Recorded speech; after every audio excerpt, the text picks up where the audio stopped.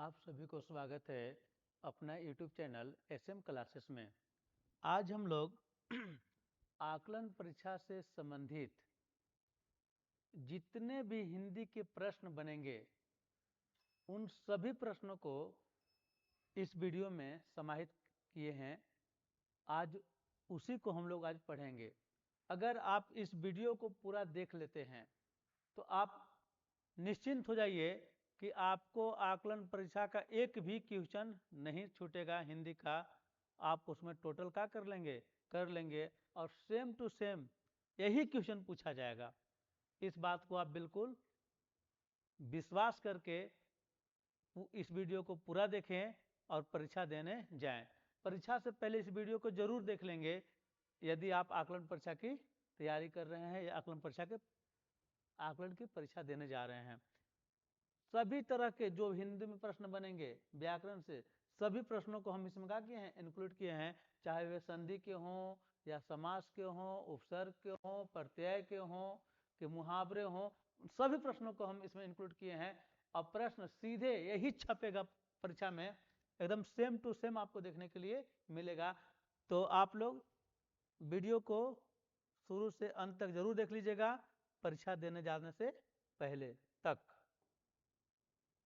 देखिए पहला प्रश्न है और यहाँ पे हम कुछ भी नहीं, सिर्फ और सिर्फ प्रश्न दिखा रहे हैं आपको। आप खाली प्रश्न देख लेंगे, उत्तर देख लेंगे, कोई बनाने का कोई कॉन्सेप्ट नहीं, सीधे प्रश्न और उसका उत्तर खाली याद करके भी चल जाइएगा तो आपको हिंदी का एक भी प्रश्न परीक्षा में नहीं छूटेगा। तो देखिए शुरू करते हैं हम लोग। महोत्सव का सही संधि विच्छेद है, तो सीधे आप याद कीजिए, संधि के कोई नियम नहीं पढ़ाना अभी हमको। महोत्सव का सही संधि विच्छेद क्या है, तो महाजोड़ उत्सव।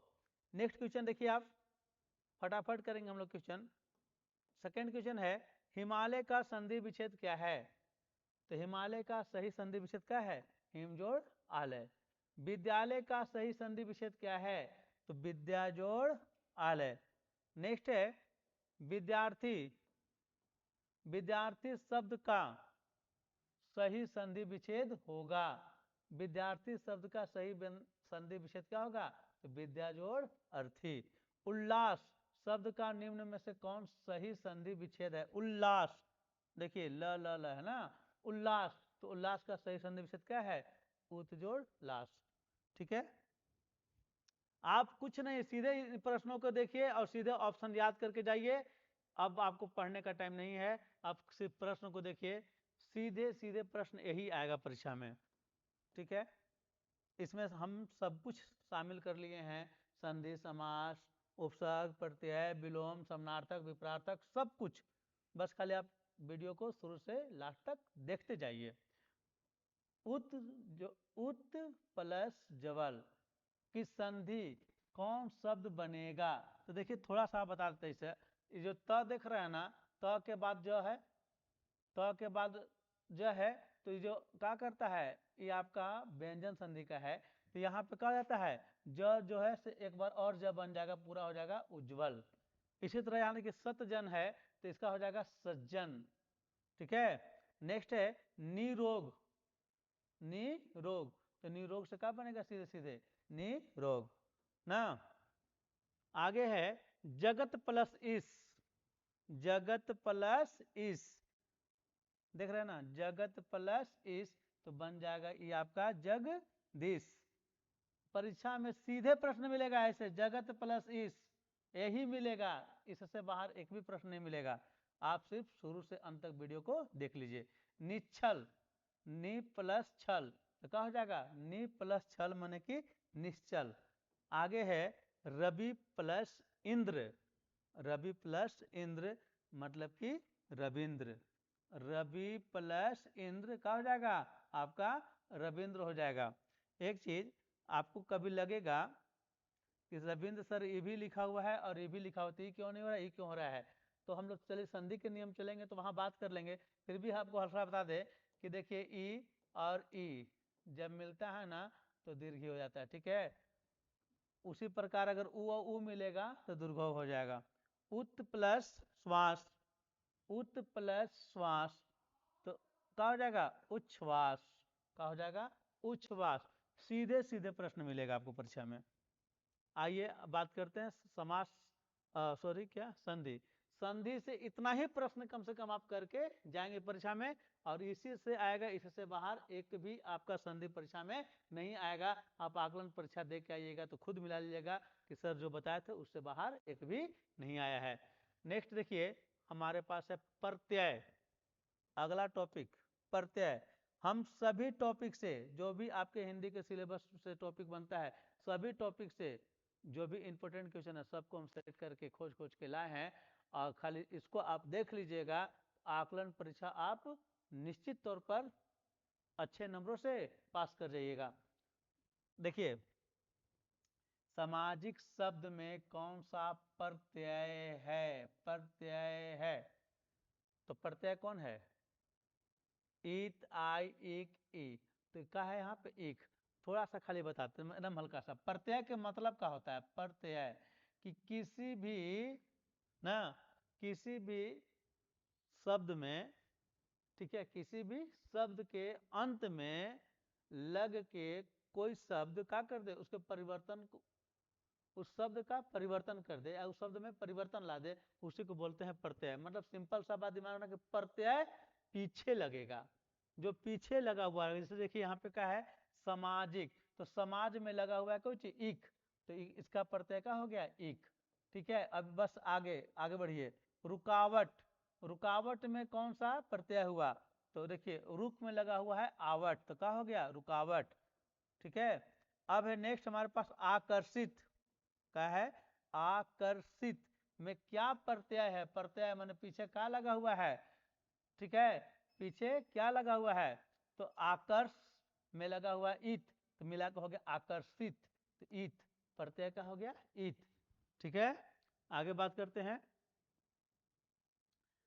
आगे हम लोग बात करते हैं उपसर्ग। अब आगे बात क्या करते हैं हम लोग? उपसर्ग। प्रत्यय कहाँ लगाना था? पीछे। उपसर्ग कहाँ लगाना है? पहले। जैसे उपसर्ग कहाँ लगाना है इसको? पहले। देखिए पुत शब्द से कौन सा उपसर्ग लगने से कपुत शब्द बनेगा? तो पुत में क्या लगा दे रहे हैं हम लोग? क, तो क्या हो जा रहा है? कपुत। तो कौन सा उपसर्ग लगा हुआ है? क। कुरूप शब्द में किस उपसर्ग का प्रयोग हुआ है? तो कुरूप शब्द में किसका प्रयोग हुआ है? तो कु का। नेक्स्ट है उपवन शब्द में निम्न में से कौन सा उपसर्ग प्रयुक्त हुआ है? उपवन, तो उप लगा हुआ है पहले, ठीक है, क्या लगा हुआ है? उप, तब हुआ है उपवन। ठीक है, बात करते हैं मान शब्द। मान शब्द में अप उपसर्ग लगाने से क्या बन जाएगा? अप लगाने से, तो अपमान, क्या बन जाएगा? अपमान। नेक्स्ट है बात, उपकार शब्द के किस उपसर्ग के संयोग से परोपकार शब्द बनता है? उपकार में क्या लगा देंगे कि बन जाएगा परोपकार? तो क्या लगा देंगे? पर, तो क्या हो जाएगा? पर उपकार। ये है हमारा कौन सा था? ये था हमारा कौन? उपसर्ग। तो आपको एक प्रश्न में परीक्षा में देखने के लिए मिलेगा उपसर्ग, और एक प्रश्न मिलेगा आपको प्रत्यय से। ठीक है, नेक्स्ट हमारे पास है, अभी प्रत्यय का ही है, थोड़ा देख लीजिए इसको भी। क्या है कि गरीबी, गरीबी शब्द में कौन सा प्रत्यय का प्रयोग हुआ है? तो गरीबी, तो गरीब से बना है गरीबी, तो लास्ट में क्या लगा हुआ है? ई। मजबूर शब्द में कौन सा प्रत्यय लगाकर मजबूरी बना हुआ है? तो मजबूर में क्या रखा लगा हुआ है? ई, तो क्या हो गया? मजबूरी। दयालु शब्द में कौन सा प्रत्यय लगा हुआ है? तो दया, दया में क्या लगा हुआ है? आलू, तो क्या हो गया है? दयालु, तो इसमें क्या लगा हुआ है? आलू। नेक्स्ट है लौकिक, वेरी वेरी इंपॉर्टेंट। लौकिक शब्द किस प्रत्यय के योग से बना हुआ है? लौकिक शब्द किस प्रत्यय के योग से बना हुआ है? तो लास्ट में इसमें क्या लगा हुआ है? इक, क्या लगा हुआ है? इक। नीति शब्द में इक प्रत्यय लगाने से नया शब्द बनेगा। नीति में, नीति में क्या लगाना है? इक, तो क्या हो जाएगा? नीति में शब्द में क्या लगाना है? इक, तो क्या बन जाएगा?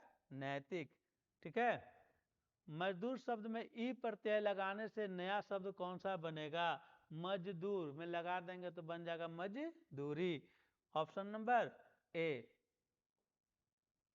आज हम लोग धड़ाधड़ करते जाएंगे क्वेश्चन नॉन स्टॉप। विज्ञान शब्द में ईक प्रत्यय लगाने से नया शब्द बनेगा। विज्ञान है तो विज्ञान में लगाएंगे तो क्या बन जाएगा? वैज्ञानिक। राजनीतिक शब्द में ईक लगाने से क्या हो जाएगा? राजनैतिक। ठीक है, सीधे सीधे प्रश्न देखना है, सीधे इसको एकदम समझिए तो रट्टा मार के जाइए तब पर भी काम हो जाएगा। लेकिन इसको आप देख लीजिए कि हाँ सही इसका आंसर क्या हो रहा है, क्योंकि आपको परीक्षा में यही प्रश्न का उत्तर देना है। पठ धातु से, पठ धातु में अणीय प्रत्यय के मेल से नया शब्द बना है, तो पठ में लगा अणीय तो हो गया पठनीय। संबंधित किन शब्दों के मेल से बना है? संबंधित, संबंधित किस शब्दों के मेल से बना है? तो संबंध प्लस इत तो हो गया संबंधित। तो ऑप्शन नंबर बी सही जवाब इसका।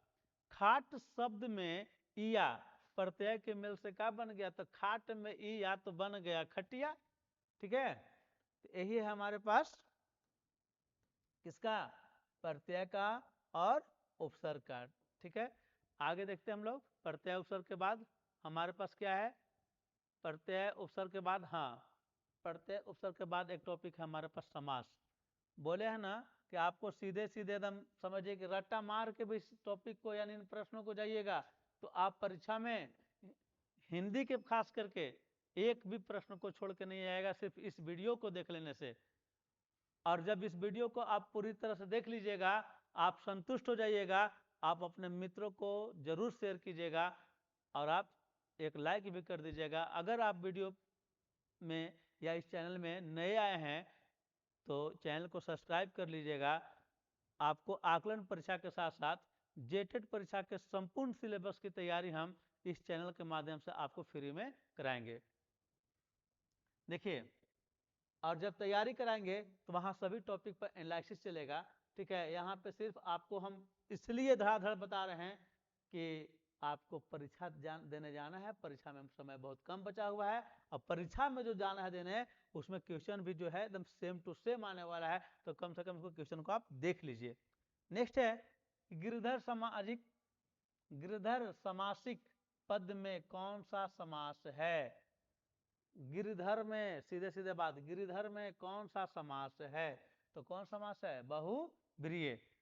ठीक है, गिरधर में कौन समास है? बहुब्रीहि। रात दिन समासिक शब्द, मतलब समासिक शब्द समासिक शब्द हैं, में कौन सा समास है? तो रात दिन तो क्या हो जाएंगे? द्वंद्व। जो भी मिलेगा एक का उल्टा, रात का दिन, उजला का काला, काला के रात से दिन, उजला काला। ठीक है, माता पिता, इस टाइप से जो भी मिलेगा उसको क्या बोलते हैं? द्वंद्व। द्वंद्व का मतलब होता है विपरार्थक। विपरार्थक शब्दों का अगर जोड़ा मिल जाए तो वहां पे कौन समास हो जाता है? द्वंद्व समास। नीलकमल समासिक शब्द के शब्द किस प्रकार के समास हैं? नील कमल तो क्या है? कर्मधारय। माता पिता तो अभी तुरंत हम लोग बात किए थे, क्या हो जाएगा? द्विगु समास। बनमाली एक समासिक शब्द है, यह किस प्रकार के समास है? तो बनमाली, बनमाली ये क्या है? तत्पुरुष, जिसमें कारक हो जाए, बन का माली तो हो गया बनमाली।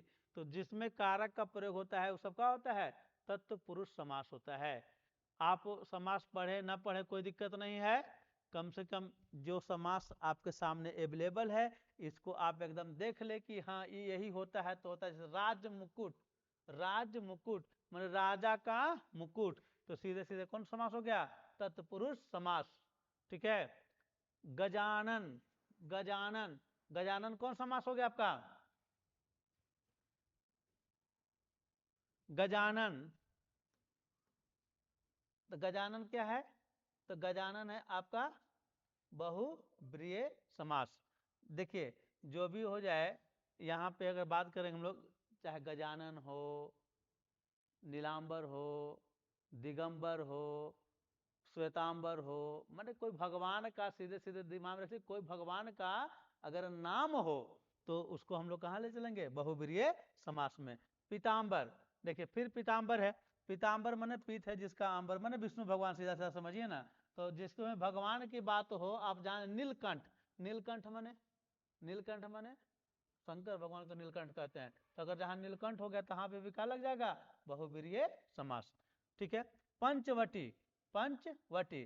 तो जहाँ पे भी एक चीज हम छोटा सा ट्रिक टाइप का इसलिए बताते रहे तो बताते भी आपको नहीं, जहाँ पे गिनती पहाड़ आ जाए 1 2 3 4 5 मैंने 1 2 3 4 5 जहाँ गिनती की बात हो जाए तो वहां पे हम लोग कर देते हैं, गिनती हो रहा है उसको कहते हैं दिगु।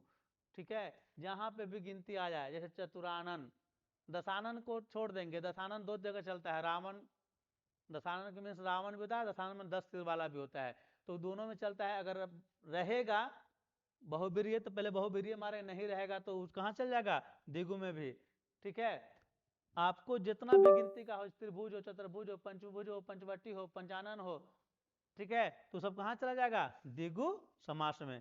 यहाँ देखिए आ गया दशानन, 10 है आनन जिसका था रावण, तो जिसका अर्थार्थ यहाँ दे दिया है रावण, तो आप समझ रहे हैं ना, हम बोले थे ना कि जिसका का हो एक माने विशेष नाम हो, जैसे बोले नीलकंठ, नीलकंठ मन शंकर भगवान, ठीक है, पीताम्बर मने विष्णु भगवान, तो वो सब क्या हो जाता है, जिसका एक विशेष हो तो क्या करते उसको हम लोग, सबको हम लोग मारते हैं बहुवीर्य। लेकिन अगर यहाँ बहुवीर्य नहीं होता तब इसको हम लोग कहाँ मार लेते हैं, तब इसको दिगु में भी ले जाते, कोई दिक्कत नहीं था। लेकिन यहाँ लिख दिया है कि दशानन मन जिसका तीसरा अर्थ निकल रहा है रावण, इसीलिए यहाँ का होगा ये बहुवीर्य होगा। तो आप जो स्लाइड पर देख रहे हैं कम से कम कुछ नहीं तो इसको स्क्रीनशॉट ले लीजिए, इसको बार बार देख लीजिए, ये इसका सही आंसर यही होगा, आपको आकलन परीक्षा में यही आंसर दे के आना है। ठीक है, बात करते हैं अब हम लोग समानार्थी शब्द माने कि पर्यायवाची शब्द। कौन सा शब्द, समानार्थी शब्द माने पर्यायवाची, पर्यायवाची किसको कहते हैं, क्या समानार्थी माने एक शब्द के, एक ही शब्द को कई रूपों में बोला जाता है, उसको क्या बोलते हैं, समानार्थी। जैसे में देखिए प्राचीन शब्द का पर्यायवाची निम्न में से कौन है, माने प्राचीन शब्द को और एक क्या नाम से जानते हैं, आधुनिक से, नवीन से कि अधीन से, तो प्राचीन को हम लोग किससे जानते हैं, पुरातन से। ठीक है, कपड़ा शब्द का पर्यायवाची शब्द नहीं है, देखिए क्या बोल रहा है कि कपड़ा शब्द का पर्यायवाची शब्द नहीं है, नहीं वाला में गचा नहीं खाइएगा, नहीं वाला प्रश्न बहुत गचा देता है, आदमी देखता है कपड़ा कपड़ा वो वस्त्र मार के चल देता है, नहीं, लेकिन देखिए प्रश्न में क्या बोला, नहीं, तो नहीं मने तो वस्त्र तो होबे करता है, वसन होबे करता है, अंबर होता है, तो कौन नहीं होता है, आकाश तो नहीं होता है कपड़ा का। ठीक है, नेक्स्ट है अंबर शब्द का पर्यायवाची शब्द है, अंबर का पर्यायवाची शब्द कौन है, अंबर, अंबर को हम लोग क्या कहते हैं, आसमान भी कहते हैं। ठीक है, नेक्स्ट है क्रोध शब्द का पर्यायवाची शब्द है क्रोध, तो क्रोध हुआ है मैंने कि गुस्सा हुआ है। स्वर्ग शब्द का पर्यायवाची शब्द है, स्वर्ग का, स्वर्ग का पर्यायवाची शब्द क्या है, तो स्वर्ग को ही कहते हैं देवलोक, और नरक माने असुरलोक। फूल शब्द का पर्यायवाची शब्द क्या है, तो फूल, फूल को क्या कहेंगे, फल तो कहेंगे नहीं, पेड़ तो कहेंगे नहीं, कली तो कहेंगे नहीं, तो क्या कहेंगे, पुष्प कहेंगे। ठीक है, इसी तरह आगे बढ़ते, प्रकाश शब्द का पर्यायवाची शब्द है, प्रकाश शब्द का पर्यायवाची शब्द है, तो क्या है प्रकाश का, उजाला। इंद्र का पर्यायवाची शब्द निम्न में से कौन नहीं है, मतलब कि इंद्र का 3 गो इसमें पर्यायवाची है, कौन कौन, तो इंद्र को हम लोग क्या बोल सकते हैं, इंद्र है ना, तो इंद्र को क्या बोलेंगे, देवेंद्र भी, विष्णु भी, देवराज भी, और लेकिन क्या बोलेंगे, विषधर नहीं बोलेंगे, विषधर ही कहाँ चले जाएंगे, विषधर ही नहीं है, विष के धारण करने वाले शंकर भगवान को विषधर कहते हैं। ठीक है, नेक्स्ट है ईश्वर शब्द, रुक जाओ जी, ईश्वर शब्द का पर्यायवाची शब्द निम्नांकित में से कौन सा है, माने ईश्वर का दूसरा नाम क्या है, लालसा नहीं है, पंकज नहीं है, पीयूष भी नहीं है, दूसरा नाम क्या है, ईश्वर को ही कहते हैं परमात्मा, यही है कौन शब्द, पर्यायवाची शब्द। तालाब शब्द का पर्यायवाची शब्द नहीं है, तो तालाब का पर्यायवाची शब्द कुछ नहीं है, सरिता नहीं है, तालाब सर कहते हैं, पोखर कहते हैं, सरोवर कहते हैं, लेकिन सरिता नहीं है, सरिता किसका नहीं है, तालाब का पर्यायवाची शब्द नहीं है। आप इन सभी क्वेश्चनों को देखिए, बहुत ही कम समय में आपको हम सिर्फ जो महत्वपूर्ण क्वेश्चन है उस क्वेश्चन को लाए हैं कि आप सीधे सीधे क्वेश्चन को देखिए और आंसर एकदम देख के जाइए और आकलन परीक्षा में मार के आ जाइए। ठीक है, समझ लीजिए कि हिंदी में यही सब क्वेश्चन छपे हुए हैं, दूसरा कोई क्वेश्चन नहीं है। तो नेक्स्ट देखिए, पवित्र शब्द का विलोम चुन है, विलोम चुनना है, पवित्र तो पवित्र का विलोम क्या हो जाएगा? अपवित्र। उचित शब्द का विलोम सुने, उचित, तो उचित का क्या हो जाएगा? अनुचित। आकाश शब्द का विलोम क्या होगा? आकाश, आकाश का क्या हो जाएगा? पाताल। ठीक है,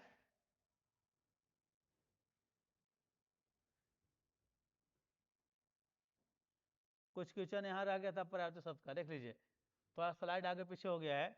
निम्नांकित में कौन अग्नि शब्द का पर्यावर्तित शब्द है? अग्नि का, अग्नि का कौन है पर्यावर्ती? आग। चंद्रमा का पर्यावर्ती शब्द निम्नांकित में से कौन है? तो चंद्रमा का एक दूसरा नाम भी कौन है? शशि। सूर्य का,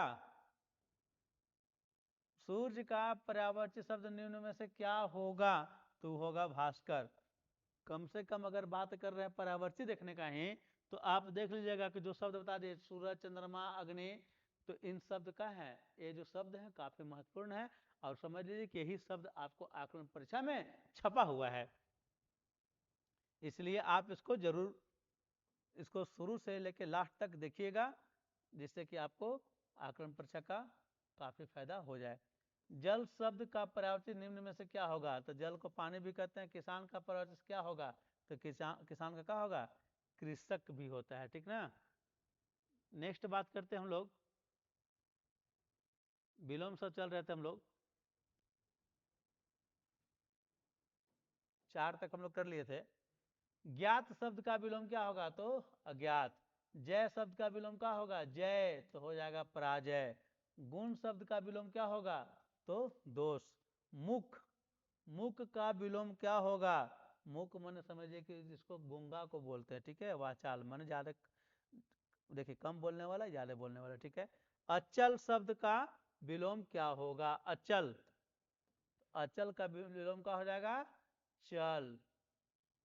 अभिशाप शब्द का विलोम क्या होगा? तो वरदान। जीवन शब्द का विलोम क्या होगा? तो मृत्यु। अनिश्चित शब्द का विलोम क्या होगा? निश्चित। अनिश्चित का निश्चित। आपको सीधे सीधे बोले ना, सीधे सीधे प्रश्नों को देख लेना है और कुछ नहीं करना है आपको। जो प्रश्न है इनको देख के जाना है, और प्रश्न यहाँ से अलगे एक भी नहीं आने वाला है, खास करके आकलन परीक्षा में। उसी के सिलेबस के अकॉर्डिंग यह जो बना हुआ है स्लाइड। विधवा का विलोम शब्द निम्न में से सही रूप होगा। विधवा का विलोम, तो विधवा का विलोम क्या होता है? सधवा। निर्जीव शब्द का विपरार्थक क्या हो जाएगा? सजीव। भलाई शब्द का क्या हो जाएगा? भलाई का बुराई। लाभ शब्द का उल्टा क्या हो जाएगा? हानि, ठीक है। नेक्स्ट है दोष। दोष शब्द का विलोम क्या होगा? तो एगो है दोष, तो दोष का क्या हो जाएगा? गुण। ज्ञानी शब्द का विलोम क्या होगा? ज्ञानी का अज्ञानी। देवता शब्द का विलोम क्या हो जाएगा? देवता का, देवता का हो जाएगा दानव, क्या हो जाएगा? दानव। नेक्स्ट है जीत शब्द का विलोम होगा जीत, जीत की क्या होगा? तो हार, जीत का क्या होगा? हार। उत्थान, उत्थान का पतन, उत्थान का क्या होगा? पतन। निम्नांकित शब्द में युग्म में गलत शब्द युग्म का चयन करें। गलत, गलत ना, मतलब कि चल से अचल, अचल ठीक है, रात का उल्टा दिन ठीक है, सफल का असफल ठीक है, तो कौन सा युग्म अलग है? हास का परिहास, तो इसका सही जवाब क्या हो जाएगा? ए। विपरीत अर्थ बताने वाले शब्द युग्म में गलत युग्म को चुने। विपरीत अर्थ बताने वाला में, ठीक है, तो विपरीत में, विपरीत अर्थ बताने वाले शब्द युग्म में गलत युग्म को चुने, गलत का चुनना है, ठीक है। तो क्या है? राग का विराग होगा, सूक्ष्म का स्थूल होगा, सब का असभ्य होगा, जय का विजय नहीं होगा, जय का विलोम क्या होता है? पराजय। तो यही गलत युग्म है, यानी कि यहाँ पे आंसर भी यही होगा, ठीक है। बहुत ही कम समय में आपको जो आवश्यक क्वेश्चन था हम बताने के लिए प्रयासरत हैं और बता भी रहे हैं, आप इसको जरूर देख लीजिए और पूरी तरह से देख लीजिए। नेक्स्ट है अनेक शब्दों के बदले एक शब्द। क्या है? रास्ता दिखाने वालों को एक शब्द में क्या कहते हैं? जो रास्ता दिखाता है उसको एक शब्द में बोलते हैं कि मार्गदर्शक, ठीक है। जिस पर विश्वास किया जा सके, शब्द समूह के बदले में एक शब्द क्या होगा? तो विश्वास पात्र। विश्वास जिस पर करते हैं उसको क्या बोलते हैं हम लोग? विश्वास पात्र। जिसके चित्त में दृढ़ता हो कि बदले एक शब्द होगा, वो होगा दृढ़ चित्त। जो पका हुआ न हो, जो पका हुआ न हो, समूह के लिए एक शब्द होगा अपरिपक्व। क्या होगा? जो पका हुआ न हो उसको क्या कहेंगे? अपरिपक्व। और नहीं ध्यान से पढ़ ले रहिएगा, आप लोग को पकलना है तेरा कांचा कहेंगे, तो अर्थ पक्का कहेंगे, तो यहीं पे आप गच्चा खा जाइएगा, इसलिए आपको पढ़ के जाना है।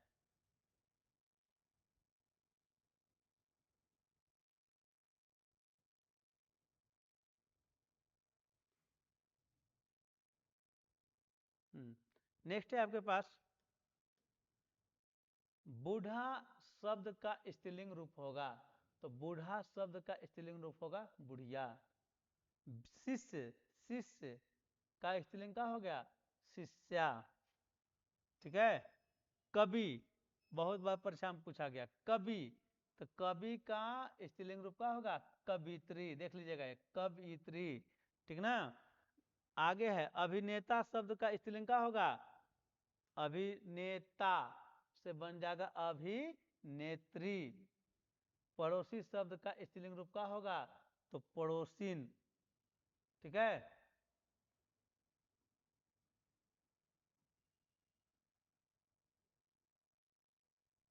एक यहाँ पे क्वेश्चन है कि हंसते हुए मुख वाला शब्द समूह के बदले एक शब्द का होगा, तो हंसते वाला मुख को क्या कहते हैं? हंस मुख। नेक्स्ट है,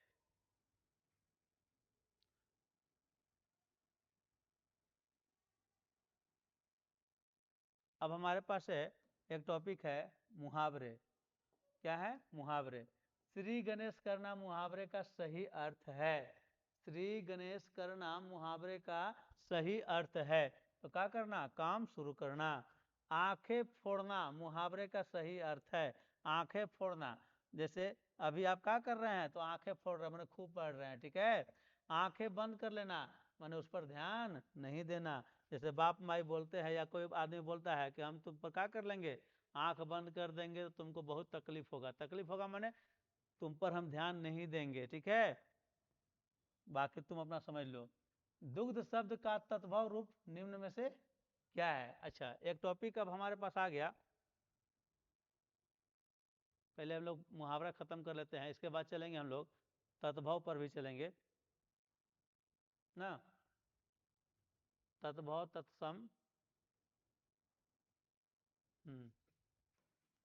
देखिए, आग बबूला होना, आग बबूला होना का अर्थ क्या है? आग बबूला होने का सही अर्थ है गुस्से से भर जाना। आस्तीन का सांप होना माने कपटी मित्र होना। खून जलाना, खून जलाना माने खूब मेहनत करना। खरी खोटी सुनाना, खरी खोटी सुनाना। खरी खोटी सुनाना का सही अर्थ क्या है? दुर्वचन कहना, माने कि अच्छा वचन नहीं कहना। और 9 2 11 होना माने कि भाग जाना। दाल ना गलना मतलब कि सफल ना होना। आगे है आग में कूदना, आग में कूदना माने कि मुसीबत मोल लेना। आगे एड़ी चोटी एक करना का सही अर्थ क्या है? तो एड़ी चोटी माने खूब परिश्रम करना। और सबसे लास्ट में है आपको लोहे के चने चबाना। लोहे के चने चबाना मुहावरे का सही अर्थ क्या है? तो लोहे के चने चबाना का मुहावरा सही अर्थ क्या होता है? बहुत कठिन एवं कठोर परिश्रम का काम करना। ठीक है। इसके बाद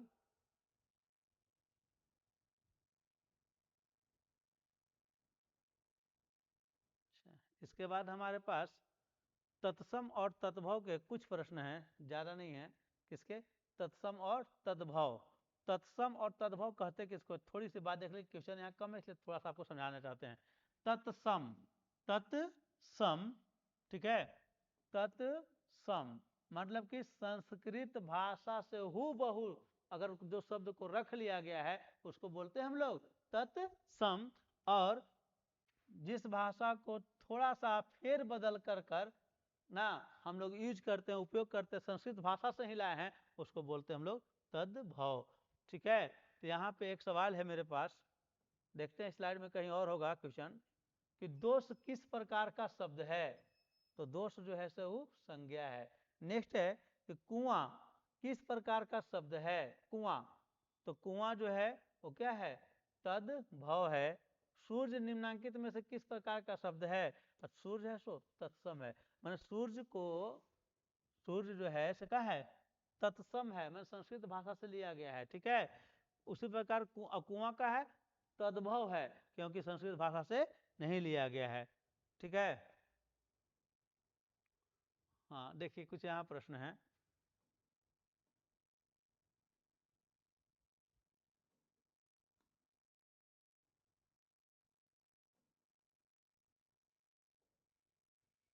दुग्ध शब्द का तत्भव रूप निम्न में से क्या होगा। देखिए क्या लिखा हुआ है, दुग्ध।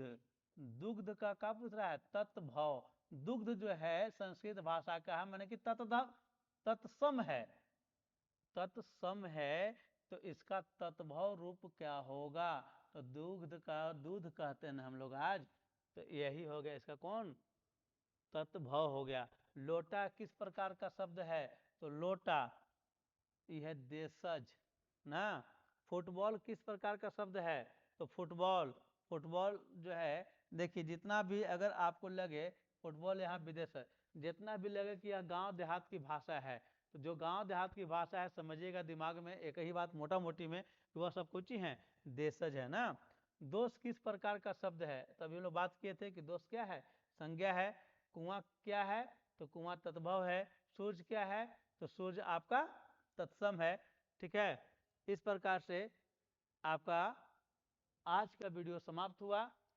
आप लोग यदि वीडियो शुरू से अंत तक देखे होंगे तो निश्चिंत ही आकलन परीक्षा में आप हिंदी में खास करके अच्छा नंबर लाइएगा, यह हमारा आप लोगों को शुभकामनाएं है।